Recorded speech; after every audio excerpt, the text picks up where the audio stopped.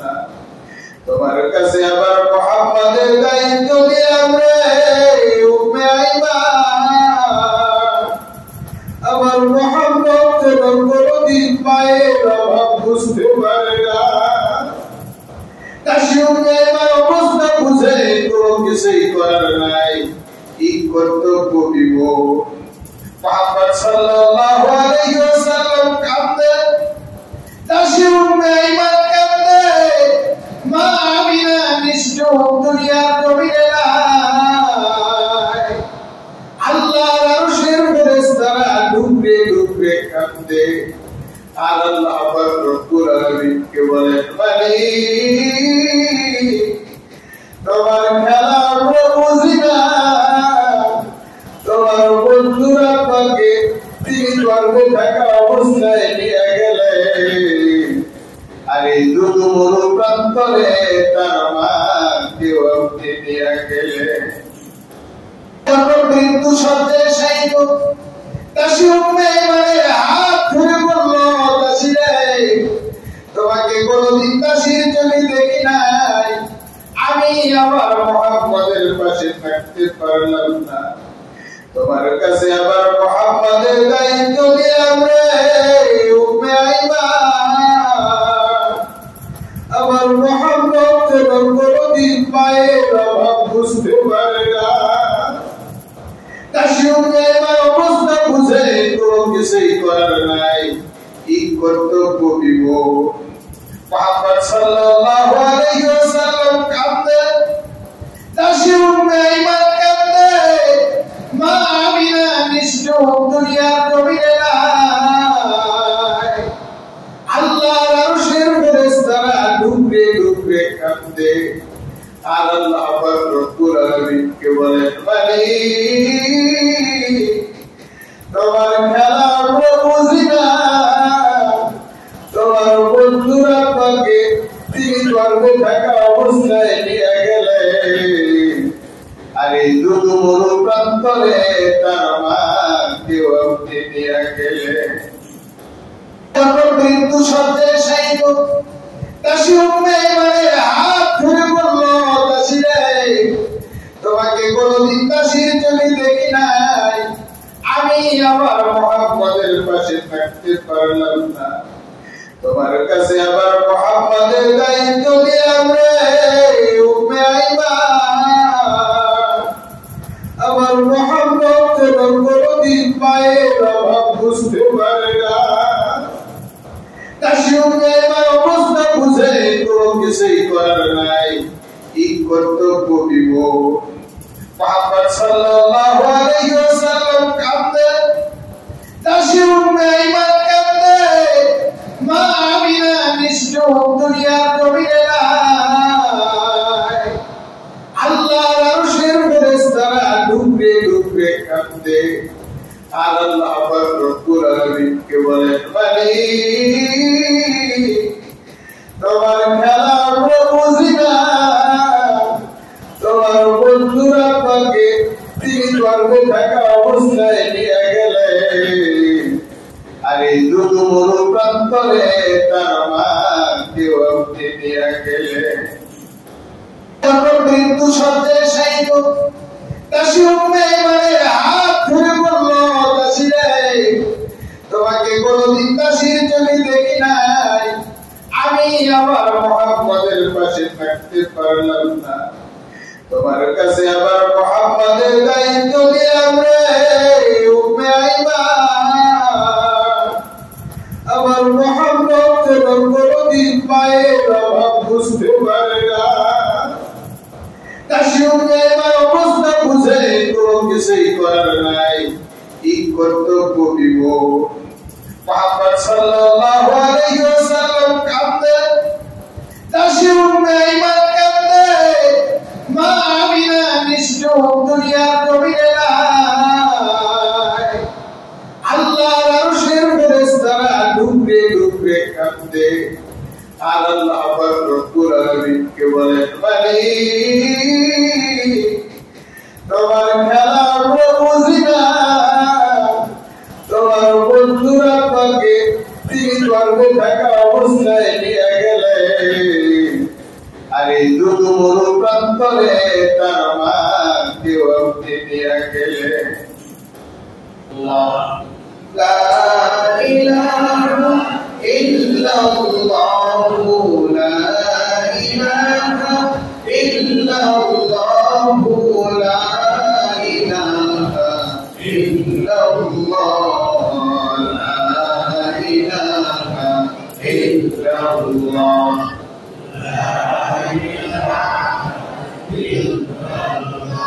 চাঁদ সূরজ গ্রহ তারা আমার আল্লাহ নামের পাগল পারা। চাঁদ সূরজ গ্রহ তারা আমার আল্লাহ নামের পাগল পারা। আমার আল্লাহ নামের এতই মায়া,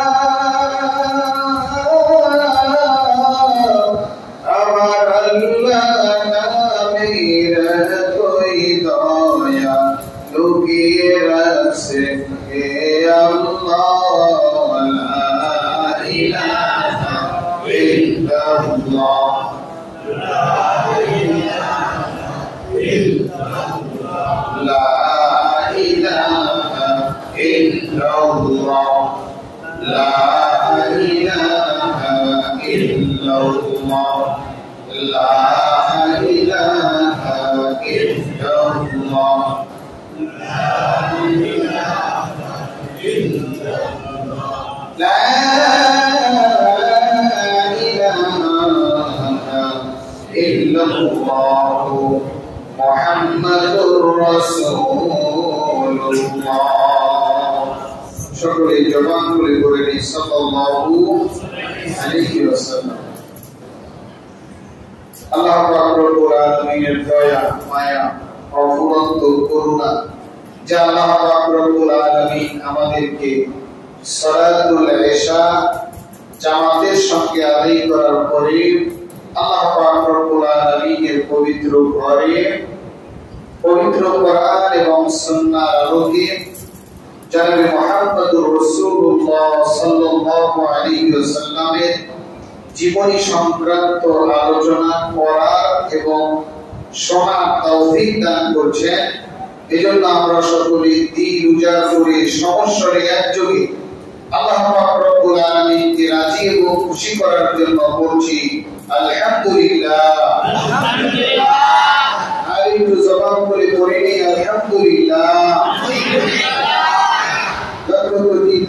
সালাম বিশ্ব মানবতার মুক্তির দূত আকায়ে নামদার তাজদার মদিনা জনাবে মুহাম্মদুর রাসূলুল্লাহ বলছি সাল্লাল্লাহু আলাইহি ওয়াসাল্লাম।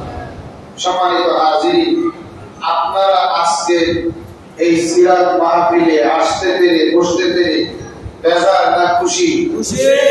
অল্প না বেশি? বেশি। একটু বেশি খুশির সহিত আর একবার শুকরিয়া আদায় করে বলছি আলহামদুলিল্লাহ।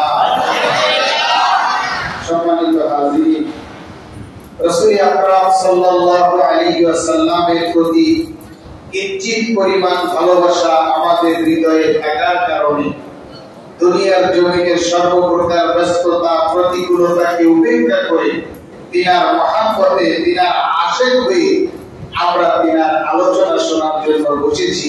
জবাব খুলে বলেন ঠিক কিনা? এই আলোচনা দীর্ঘায়িত হবে না, সংক্ষিপ্ত সময় আমরা কিছু আলোচনা করব, এরপরে আমরা সকলে দোয়া করে একসঙ্গে বিদায় নিব। রাজি আছেন তো সবাই? ইনশাআল্লাহ। আমাদেরকে রেখে চলে যাবেন কি? একটু দেখার দেখি যে আপনাদেরকে মসজিদে দোয়ায় লাগাই দিয়া আমরা চলে যাব, মানে মই লাগায় কাছে উঠাই দিয়া মই কান দিয়ে চলে যাব, এরকম কি আছে নাকি? আমরা সকলে একসাথে জামাতে নামাজ আদায় করলাম, একসঙ্গে দোয়ার মাধ্যমে বিদায় নিব। রাজি আছেন তো সকলে? ইনশাআল্লাহ। ইনশাআল্লাহ।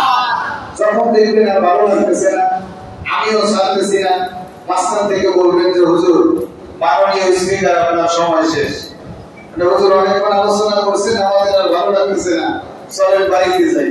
কোনো আপত্তি তো নাই, কারণ আমরাই নাকি বলেন? ওদের এত কথা আলোচনা শুনলাম হয়েছে চলে গেল বাড়িতে যাই।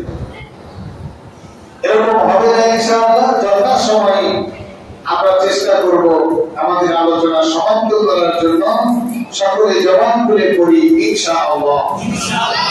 সম্মানিত হাজিরিন, আমরা রাসূল আকরাম সাল্লাল্লাহু আলাইহি ওয়াসাল্লামের আদরের উম্মত, ঠিক কি না বলেন? যিনি জীবনের সূচনা লগ্ন থেকে নিয়ে শুরু করে আমাদেরকে জান্নাতে প্রবেশ করানোর পূর্ব পর্যন্ত আল্লাহ পাক রব্বুল আলামিনের দরবারে আমাদের জন্য ফরিয়াদ করতে থাকবে, ফরিয়াদ আলহামদুলিল্লাহ। কিন্তু আমরা দুর্ভাগা জাতি, কপাল পোড়া জাতি, আমরা তিনার উন্নত হওয়ার পরে আমাদের দায়িত্বগুলি আমরা সঠিকভাবে পালন করি না। জবান খুলে বলেন নাউজুবিল্লাহ। রাসূল আমার আল্লাহর দোস্ত, আখেরি নবী,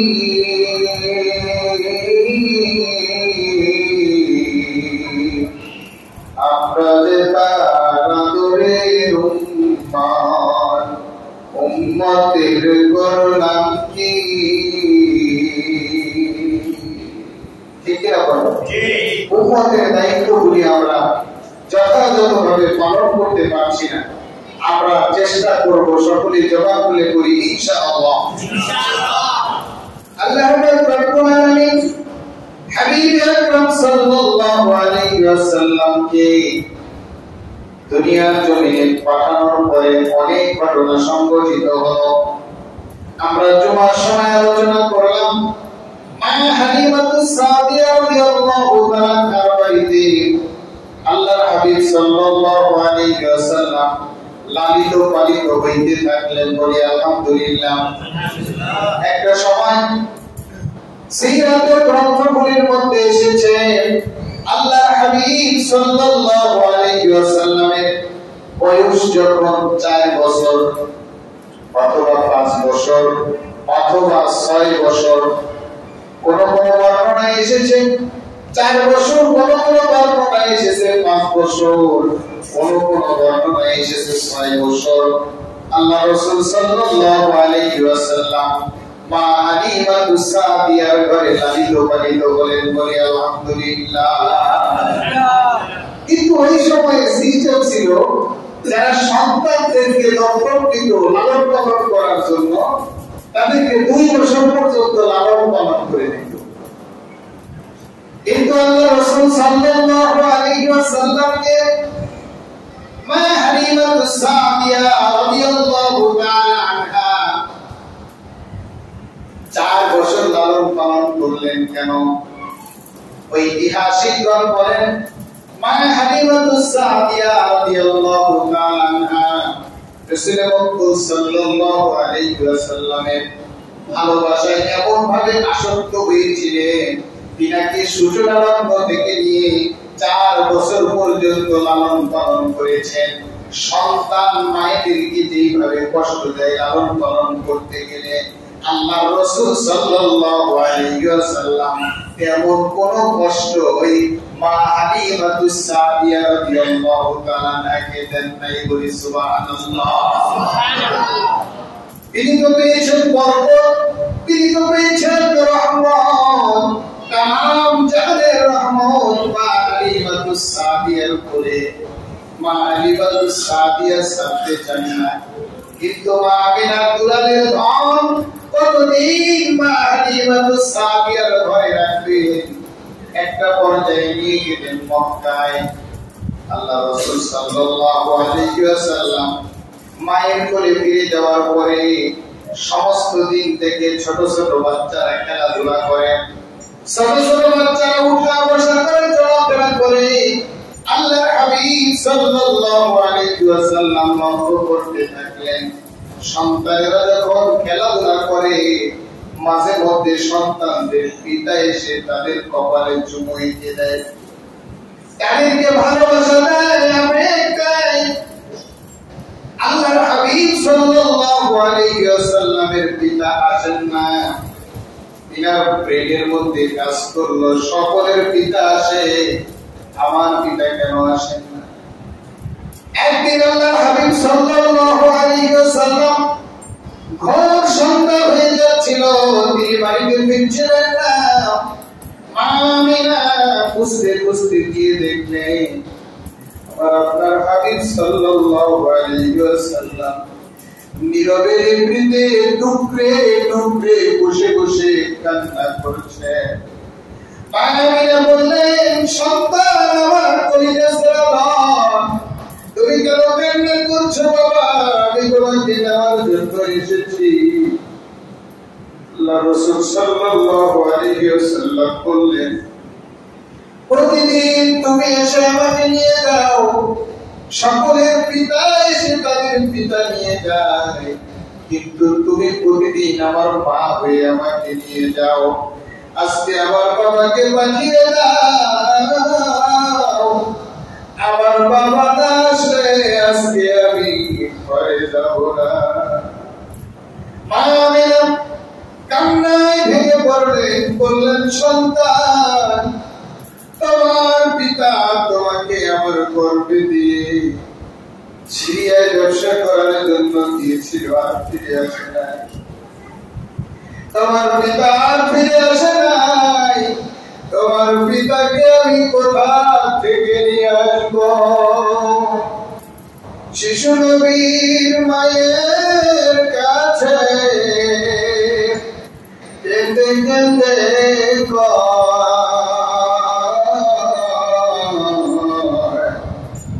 বলো বলো মাগো আমার আব্বাজান কোথায়? সন্ধ্যাবেলা খেলার শেষে সব ছেলেদের পিতা এসে আমার খেলার সাথী ভাইদের কোলে তুলে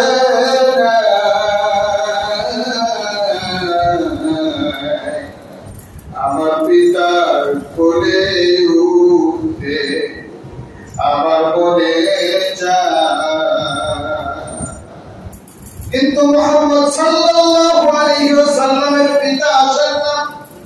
মা আমিনা দাদা আব্দুল মুত্তালিবের কাছে গিয়ে শিশু মুহাম্মদ সাল্লাল্লাহু আলাইহি ওয়াসাল্লামের কেমন আকুতির কথা শুনালেন। বললেন, আব্বাজান, আপনার সন্তান ব্যবসা করতে গিয়ে আর ফিরে আসে নাই। আমার সন্তানের বয়স প্রায় 4 বছর 6 বছর হয়ে গেল, আমিও তো আমার পিতার বাড়িতে যাই নাই। আপনি যদি অনুমতি দেন তাহলে আমি আমার পরিবেশের ধন নিয়ে আমার পিতার বাড়ি থেকে একটু বেরিয়ে আসবো, আর মুহাম্মদকে তার আব্বার কবরখানা জিয়ারত করে আনবো। বলেন সুবহানাল্লাহ। সুবহানাল্লাহ। দাদা আব্দুল মুত্তালিব বলে, মুহাম্মদকে তুমি আমার থেকে দূরে নিয়ে যাবে, আমি সহ্য করতে পারবো না। আমি আমার নাতির অপেক্ষায় যে থাকবো, তুমি কবে ফিরে আসবা? তবে তুমিও তো দীর্ঘদিন নবী তোমার মায়ের বাড়ি বাবার বাড়ি যাও নাই, যাও আমার নাতিকে নিয়ে যাও, তার আব্বার কবরখানা দেখায় আনো। কিন্তু তোমার কাছে দাবি থাকলো রে আমিনা, তুমি দীর্ঘদিন মদিনায় অবস্থান করবা না, অতি দ্রুত তুমি মক্কায় ফিরে আসবা। মা আমিনা তাশি উম্মে ঈমানকে নিয়ে বিদায় দিলেন। মদিনা সফর করার জন্য বের হলেন, বাবার বাড়ি যাওয়ার জন্য বের হলেন। রাস্তা দিয়ে যখন শিশু মুহাম্মদ সাল্লাল্লাহু আলাইহি ওয়াসাল্লাম নিয়ে যান, যেই মানুষেরা দেখেন দুইজন মহিলার সঙ্গে একজন ছোট্ট বাচ্চা, তার মানে আল্লাহ রাসূল সাল্লাল্লাহু আলাইহি ওয়াসাল্লামের ওই সফরের সঙ্গী ছিলেন দাসী উম্মে ঈমান। বলেন সুবহানাল্লাহ। যেই বাচ্চাটির দিকে দেখে আপলক দৃষ্টিতে তাকিয়ে থাকে, ভালো লাগা কাজ করে। কেমন শিশু, যেই শিশুর দিকে তাকিয়ে থাকলে চক্ষু জুড়িয়ে যায়। এইভাবে সফর করতে করতে মদিনা মুনাওয়ারায় ওয়াহাব শহরের বাড়িতে গিয়ে পৌঁছে গেলেন। কিছুদিন মদিনায় থাকতে থাকতে আশপাশের আত্মীয় স্বজন যখন মুহাম্মদ সাল্লাল্লাহু আলাইহি ওয়াসাল্লামের কাছে আসেন, মাথায় যখন হাত বুলিয়ে দেন, কাছে যখন সন্তানটাকে টেনে নেন, তারা দেখলো তাদের ভিতরে একটা অনুপম শান্তি কাজ করে। দুর্বল মানুষগুলি সবল হয়ে যায়, অসুস্থ মানুষগুলি সুস্থ হয়ে যায়। একটা পর্যায়ে একদিন, দুই দিন, তিন দিন, 5 দিন, 10 দিন, চতুর্দিকে জানাজানি হইতে হইতে একটা সময়ে আল্লাহর রাসূল সাল্লাল্লাহু আলাইহি ওয়াসাল্লামের নানার বাড়িতে মানুষের ভিড় জমে যেতে থাকলো। সুবহানাল্লাহ। চতুর্দিকে ফুলের সুবাস পরিস্ফুটিত হয়েছে, ছড়িয়ে পড়েছে। মানুষেরা দূর দূরান্ত থেকে ছুটে আসে একজন শিশুর সাক্ষাৎ পাওয়ার জন্য।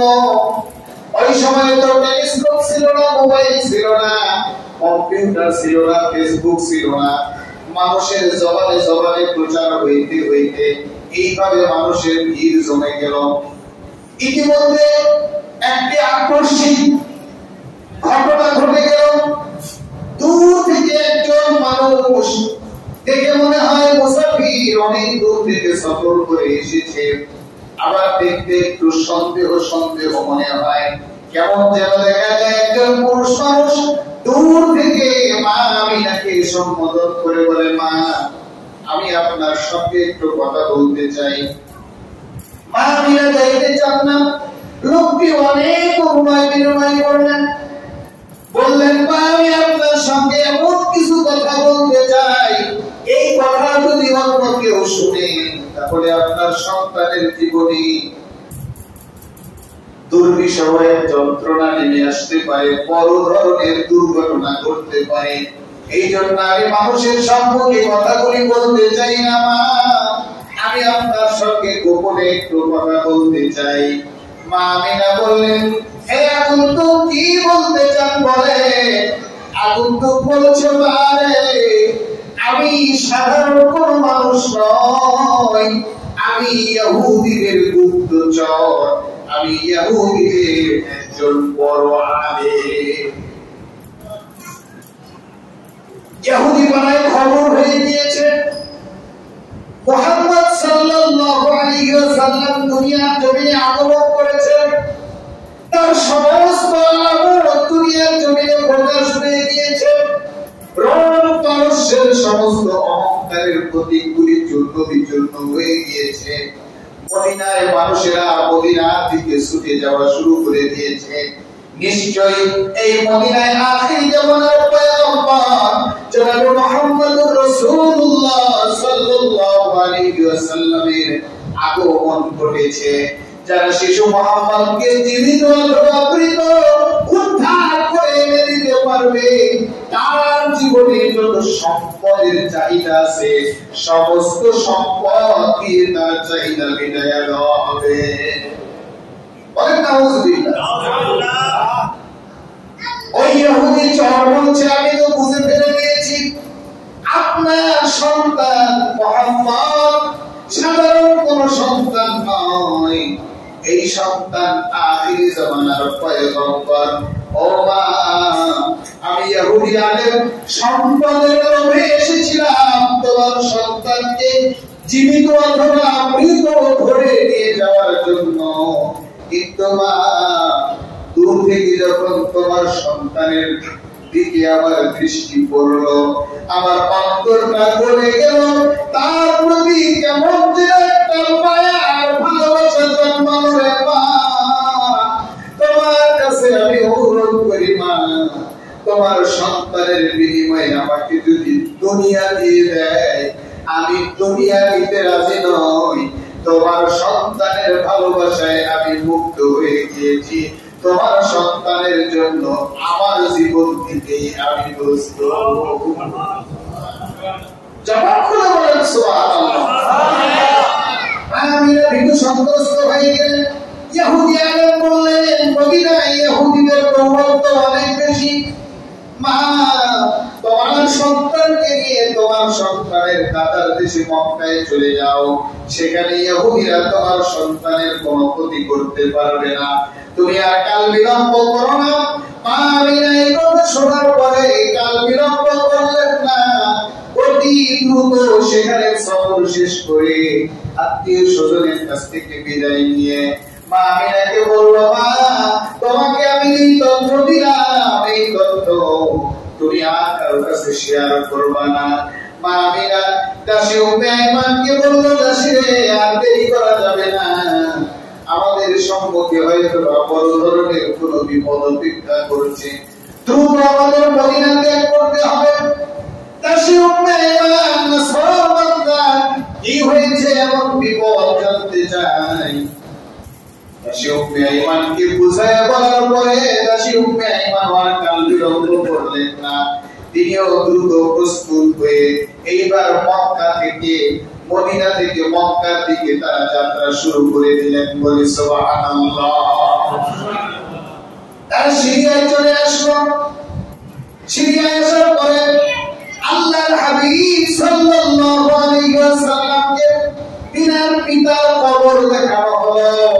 মা আমিনা বলল, বাবা তোমার পিতা আমার কথা না শুনে, তোমার পিতাকে আমি কত করে বারণ করেছিলাম, আব্দুল্লাহ তুমি ব্যবসার কাজে যেও না, তোমার পিতা আমার কথা শুনেছিল না, আজকে তোমার পিতা এখানে ঘুমায় আছে, তুমি বাড়িতে আব্বা আব্বা করে ডাকো, আব্বার আশায় বসে থাকো, তুমি যখন তোমার আব্বার জন্য ডুকরে ডুকরে কান্না করো, ও মুহাম্মদ তুমি তোমার আব্বার জন্য কান্না করো, আমি আমার স্বামী আমার প্রিয় কথা সহ্য করতে পারি না, আমার সন্তানের বাবার অভাব পূরণ করতে পারি না। আল্লাহ রাসূল সাল্লাল্লাহু আলাইহি ওয়াসাল্লামের পিতার কবরের পাশে দাঁড়িয়ে বলে, আব্দুল্লাহ রে, তুমি দেখো তোমার কলিজার টুকরা মুহাম্মদ তোমার কবরের পাশে এসে তোমাকে ডাকে, তুমি যদি পারো সারা দাও, তোমার কলিজার টুকরাকে তুমি একটু করে উঠাইয়া দাও। আল্লাহ রাসূল সাল্লাল্লাহু আলাইহি ওয়াসাল্লাম কাঁদে, মা আমিনাও কাঁদে। দাসী উম্মে আইমান এমন পরিস্থিতি থেকে সহ্য করতে পারেন না, তিনাদেরকে বুঝানোর পরে আবার রাস্তা শুরু করে দিলেন, আবার সফর শুরু করে দিলেন। কিছু দূর পথ অতিক্রম করার পরে মা আমিনা অসুস্থ হয়ে পড়লেন। বললেন, দাসী উম্মে আইমান রে, আমি আর চলতে পারতেছি না, আমার দেহ যেন আমার কন্ট্রোলে নাই, আমার জন্য একটু বিছানা করে দাও, আমি শুয়ে থাকতে চাই। দাসী উম্মে আইমান মা আমিনার জন্য বিছানা প্রস্তুত করলেন। ঢুকুর রূপম করে কোনো মানুষ নেই, যেন মানব শূন্য এরিয়ায় মা আমিনা বিশ্রামের জন্য গিয়ে ওই যে শুয়ে পড়লেন, আর উঠলেন না। শিশু নবী বুঝতে পারেন না কেন তার মা ওঠে না। দাসী উম্মে আইমান ঠিকই বুঝেছে, মুহাম্মাদের পিতা তার জন্মের পূর্বে দুনিয়ার জমিন ছেড়ে গিয়েছে, আর মুহাম্মাদের মা তাকে শিশু অবস্থায় এতিম করে বিদায় দিয়ে গেল। দাসী উম্মে আইমান মহিলা মানুষ একা একা কবর খনন করছে। মুহাম্মদ সাল্লাল্লাহু আলাইহি ওয়াসাল্লাম জিজ্ঞাসা করছে, দাসীমা তুমি কেন মাটি খনন করছো, বালু কেন সরাচ্ছো, কেন গর্ত করছো? শিশু মুহাম্মদ তো কোনদিন মানুষকে কবরস্থ করা দেখে নাই, কেন খনন করে এই ব্যাপারে তার কোনো ধারণা নাই। জনাবে মুহাম্মদুর রাসূলুল্লাহ সাল্লাল্লাহু আলাইহি ওয়াসাল্লাম একবার মায়ের কাছে গিয়ে মাকে মা মা বলে ডাকে, একবার দাসীর আঁচল ধরে টানে আর বলে, কেন তুমি মাটি খনন করছো আমি বুঝতে পারছি না। কি হলো আমার মা কেন কথা বলে না? দাসী উম্মে আইমান কোনো জবাব দিতে পারেন না। একা একা যখন মা আমিনাকে কবরস্থায়িত করে কবর থেকে বালু চাপা দিতেছিলেন, শিশু মোহাম্মদ বুঝতে না পেরে জিদে দাসী উম্মে আইমানের কাঁধে এমন ভাবে কাপড় বসিয়ে দিয়েছিলেন, তিনার চামড়া কেটে পিটকি দিয়ে রক্ত বের হয়ে গিয়েছিল।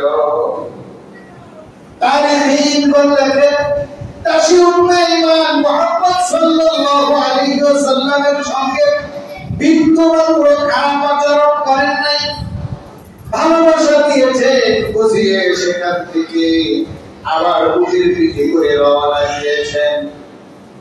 আল্লাহ রাসূল সাল্লাল্লাহু আলাইহি ওয়াসাল্লামের দাদা অভ্যাস ছিল দিনের আলো পরিস্ফুটিত হওয়ার সঙ্গে সঙ্গে রাস্তায় এসে মরুর পথের দিকে তাকিয়ে থাকতো, কখন আবার নাতি আসবে, কখন আবার মুহাম্মদ ফিরে আসবে। দূর থেকে দেখা যায় একটা উটে একটা সন্তান আর একজন মহিলা আসে। আল্লাহ রাসূল সাল্লাল্লাহু আলাইহি ওয়াসাল্লামের দাদারও আর বুঝতে বাকি রইল না যে আমার মুহাম্মদ না জানি তার মাকেও হারিয়েছে। আল্লাহ রাসূল সাল্লাল্লাহু আলাইহি ওয়াসাল্লাম দাদার নিকটবর্তী হয়ে এসে দৌড়িয়ে গিয়ে তিনার দাদার গলা জড়িয়ে ধরে হাওমাও করে কান্না শুরু করে দিয়ে বললেন, দাদা আমার দাসীমা ভালো না, আমার দাসীমা আমার মাকে মাটির নিচে চাপা দিয়ে রেখে এসেছে। আমার দাসীমাকে কত করে বললাম, আমি তার সঙ্গে বললাম না, দাদা তুমি আমার মাকে নিয়ে আসো, আমার মা মাটির নিচে শুয়ে আছে। আল্লাহ রাসূল সাল্লাল্লাহু আলাইহি ওয়াসাল্লামের দাদা দাসী উম্মে আইমানকে বললেন, আমার আমিনা দুনিয়া জমিন থেকে কিভাবে বিদায় নিল রে? মালিকের খেলা বুঝি না, আমার নাতিটাকে তার পিতাকে গর্ভ অবস্থায় নিয়ে গেলেন, আবার দুধু গরুর প্রান্তরে তার মাকেও নিয়ে গেলেন। আমার নাতিকে আমি কি দিয়ে সান্ত্বনা দিব? দাসী উম্মে আইমান আল্লাহ রাসূল সাল্লাল্লাহু আলাইহি ওয়াসাল্লামের যখন বয়স হয়ে গিয়েছিলেন, একদিন দেখতে পেলেন দাসী উম্মে আইমানের কাঁধে একটা কামড়ের দাগ। আশ্চর্য হয়ে জিজ্ঞাসা করলেন, মা আপনার ঘাড়ে একটা কামড়ের দাগ দেখা যায়, মনে হয় কোন মানুষ আপনাকে কামড়ে দিয়েছিল। আমি আপনাকে এত ভালোবাসি, আপনি এত ভালো মানুষ, আপনার ঘাড়ে কে কামড়ে দিয়েছিল? দাসী উম্মে আইমান বলে, মুহাম্মদ তোমার কি সেই দিনের কথা মনে পড়ে না, যেই দিন তোমার মাকে আমি কবরস্থ করতে গিয়েছিলাম, তুমি বুঝতে পেরেছিলে না তোমার মাকে আমি কবর দিতেছি, এই জন্য এই দিন তুমি আমার ঘাড়ে কামড় দিয়েছিলে। মুহাম্মদ ওই কামড়ের দাগ আজ পর্যন্ত আমার শরীরে মিশে না। আল্লাহ রাসূল সাল্লাল্লাহু আলাইহি ওয়াসাল্লামকে আল্লাহ পাক রব্বুল আলামিন ধাপে ধাপে শিক্ষা দিয়েছেন এবং তিনার জীবন থেকে শিক্ষা নেওয়ার জন্য আমাদেরকে আল্লাহ পাক রব্বুল আলামিন নির্দেশ দিয়েছেন। আমাদেরকে যাচাই বাছাই করে উম্মতে মুহাম্মদী করে দুনিয়ার জমিনে পাঠিয়েছেন। বলেন সুবহানাল্লাহ। অন্যান্য জামানার পয়গম্বর আলাইহিমুস সালাম আল্লাহ পাক রব্বুল আলামিনের দরবারে দরখাস্ত করে বলেছেন, মালিক আমাদেরকে পয়গম্বর করে পাঠিয়েছেন, আমরা যদি পয়গম্বর না হয়ে আপনার আখির জামানার পয়গম্বরের উম্মত হইতে পারতাম, নিজ নিজেদেরকে সার্থক মনে করলাম। আল্লাহ রাব্বুল আলামিন বলেন কুনতুম খায়রা উম্মাতিন উখরিজাত লিন-নাস। বলেন সুবহানাল্লাহ। আল্লাহ রাব্বুল আলামিন বলেন কুনতুম খায়রা উম্মাতিন উখরিজাত লিন-নাস, মানুষদের পক্ষ থেকে যাচাই বাছাই করে তোমাদেরকে শ্রেষ্ঠ উম্মতের কাতারে জায়গা দেওয়া হয়েছে। একটু জবান খুলে বলেন সুবহানাল্লাহ। তাহলে আমাদেরকে এই দয়া, এই মায়া, এই অনুগ্রহ করেছেন কে? আরেকটু জবান খুলে বলেন কে? আমরা সেই নবীর উম্মত হতে করে বেজার না খুশি? অল্প না বেশি? সেই নবীর জীবন আদর্শ আমাদের জীবনের প্রতিফলিত করার দরকার আছে না নাই? আমরা সকলে করব তো ইনশাআল্লাহ। আরেকটু জবান খুলে বলেন করব তো ইনশাআল্লাহ। সেই নবীর ইজ্জত ও সম্মান রক্ষার জন্য যে কোনো সময় যদি বুকে টাকা রাখত আল্লাহর জমিনে ঢেলে দিতে হয়, এরপরে আমরা প্রস্তুত থাকবো তো ইনশাআল্লাহ। সুতরাং আমরা বিশ্ব মানবতাকে বলতে চাই আমাদের হৃদয়ের স্পন্দন জনাব মুহাম্মদুর রাসূলুল্লাহ। সকলে জবান খুলে বলেন সাল্লাল্লাহু আলাইহি ওয়াসাল্লাম। তিনি কোনদিন বিশ্ব মানবতাকে কষ্ট দেন নাই, বিশ্ব মানবতা বিপদে নিপতিত হোক এমন কোন কাজ করেন নাই। তিনি শ্রেষ্ঠ সৃষ্টির শ্রেষ্ঠ জীব, তিনি হুজুরে আকরাম জনাব মুহাম্মদুর রাসূলুল্লাহ। সকলে জবান খুলে বলেন সাল্লাল্লাহু আলাইহি ওয়াসাল্লাম। ইনার ব্যাপারে আমরা কোনো প্রকার অসম্মানজনক, অসৌজন্যমূলক কাজ করব তো দূরে থাক, কোনো কথাও আমরা হাবিব সাল্লাল্লাহু আলাইহি ওয়াসাল্লামের উম্মত হয়ে বরদাস্ত করব না। জবান খুলে বলেন ঠিক কিনা? হোক সেটা বাংলাদেশে, হোক সেটা ভারতে, হোক সেটা আমেরিকায়, হোক সেটা ব্রিটেনে, তামাম বিশ্বের সমস্ত মানবতাকে জানতে হবে মুহাম্মদ সাল্লাল্লাহু আলাইহি ওয়াসাল্লামের ব্যাপারে বিন্দুমাত্র বিদ্রুপ করলে তামাম বিশ্বের 800 কোটি মুসলমানের হৃদয়ে আঘাত লাগে। ঠিক কিনা বলেন?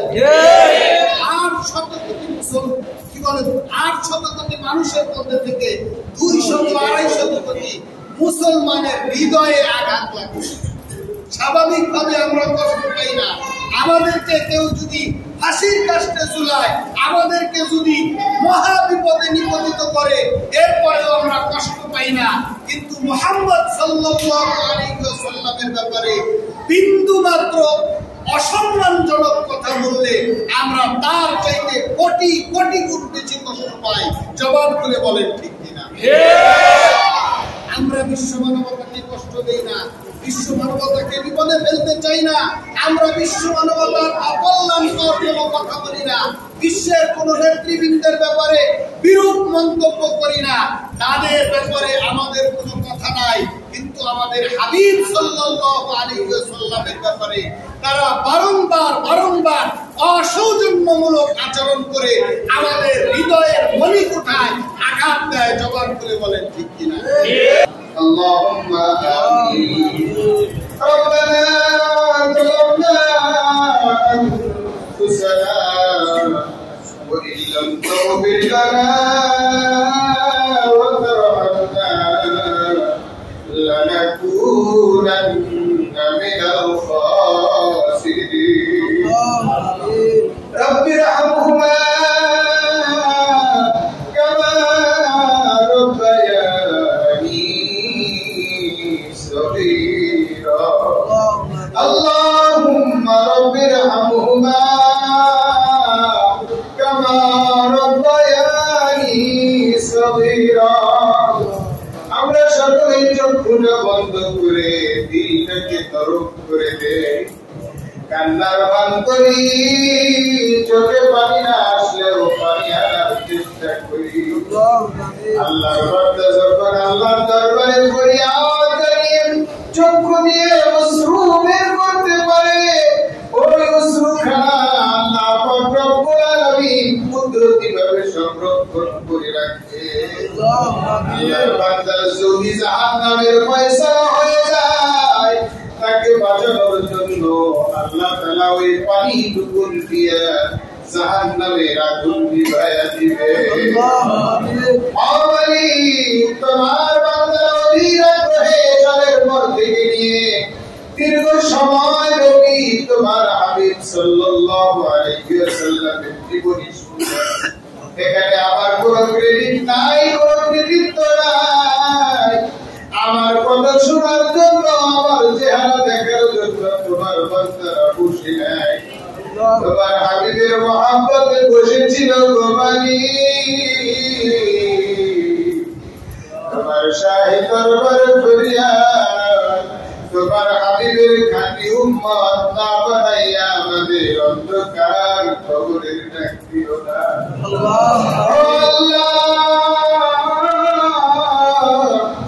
দুনিয়ার জমিনে আসিয়া তোমার হাবিবের খাঁটি উম্মত না হইতে পারে আমাদের জীবন বৃথা গো মালিক। তুমি আমাদেরকে তোমার ইয়াতীম নবীর ওসিলায় কত ভালোবাসো ও মালিক, কত নিয়ামত দিয়া ভরপুর করিয়াছ। পরিবার টুকরা সন্তানেরা ইয়াতীম হবে, বাবা বৃদ্ধ বয়সে জানতে পারলেও সহ্য করতে পারে না। বাবা যদি বৃদ্ধ বয়সে ইন্তেকাল করে সন্তানেরা আহাজারি রোগাজারি করিয়া কান্নাকাটি করে। তোমার হাবিবকে তুমি মাত্র 6 বছর বয়সে আব্বা মারা ইয়াতীম বানাইয়া দিয়েছো। সব কিছু তোমার ইচ্ছা, তোমার ফয়সালা, তোমার শাহী দরবার করিয়া তোমার ইয়াতীম নবীর খাতিরে তুমি আমাদের সবাইকে মাফ করিয়া দাও। ইয়া আল্লাহ, তুমি গফফার, তুমি রহমান, তুমি গফুর। তোমার শাহী দরবারে আমরা আমাদের জীবনে গুনাহ কাটার জন্য আত্মসমর্পণ করতেছি। আমরা জাহান্নাম সহ্য করতে পারবো না, আযাবুল কবর সহ্য করতে পারবো না। ও মালিক, হাসরের ময়দানে আযাব আমরা সহ্য করতে পারবো না। আল্লাহ, দুনিয়ার গরম সহ্য হয় না, ঠান্ডা সহ্য হয় না। ও আল্লাহ, তোমার শাহী দরবারে ফরিয়াদ, তুমি আমাদের প্রত্যেকের জিন্দেগির तमाम গুনাহ খাতাগুলি মাফ করিয়া দাও। বিশেষ করিয়া ইয়াতীম সন্তানগুলিকে তোমার ইয়াতীম নবীর সঙ্গে কবুল আর মঞ্জুর করিয়া নাও। আল্লাহ, যাদের মা দুনিয়া জমিনে নাই, তুমি তাদের মায়ের কবরে আযাব দিও না। ও মালিক, যাদের দুনিয়াতে আব্বা নাই, তুমি তাদের আব্বার কবরে আযাব দিও না। আল্লাহ, তোমার মুখে মহান এবং আমাদের যাদের এখনো পর্যন্ত আছে, আপনার মায়ের হায়াত তাইয়্যিবা দান করো, সিহহাত কুল্লিয়া দান করো, আব্বা মার খিদমত করার তৌফিক দান করো। আব্বা মার পায়ের নিচে তুমি জান্নাত দিয়েছো মালিক, দুনিয়ার জমিনে জান্নাত কামাই করার তৌফিক দান করো। ইয়া আল্লাহ, আমরা সকলে গুনাহগার, ইয়া আল্লাহ, আমরা সকলে আসামি। ইয়া আল্লাহ, তোমার শাহী দরবারে গুনার হাত দিয়েছি। ইয়া আল্লাহ, তুমি আমাদের সবাইকে কবুল মঞ্জুর করিয়া নাও। ইয়া আল্লাহ, দুনিয়ার খায়েশ আমাদের অন্তর থেকে উঠাইয়া নাও। ইয়া আল্লাহ, আমাদের দিল খানা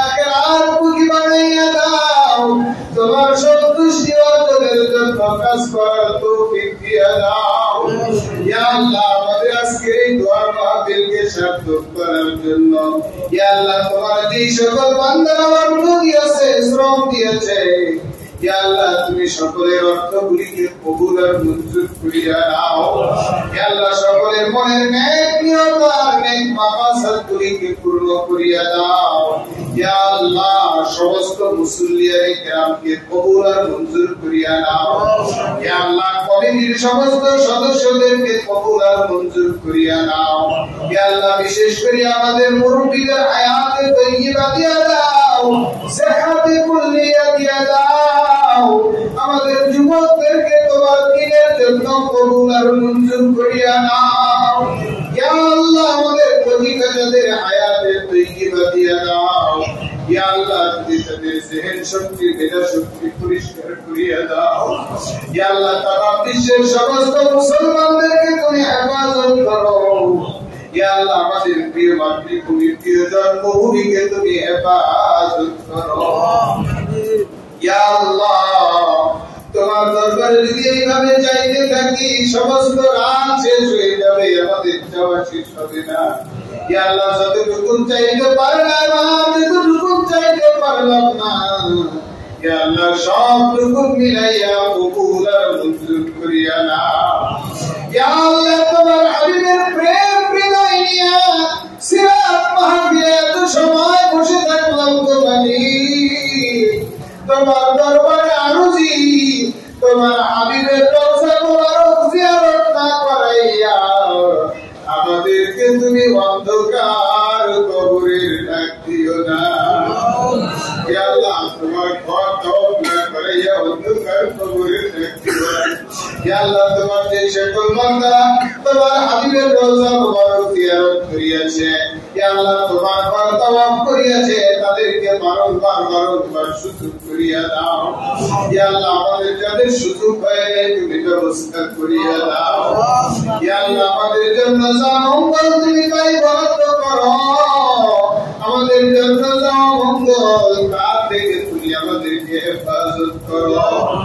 ইয়া আল্লাহ ইমানের সহিত মওত নসিব ফরমায়ো, আর মওতের সময় আমাদের প্রত্যেকের জবানে মধুর কালেমা জারি করিয়া দিও, লা ইলাহা ইল্লাল্লাহু মুহাম্মাদুর রাসূলুল্লাহ। আসসালামু আলাইকুম।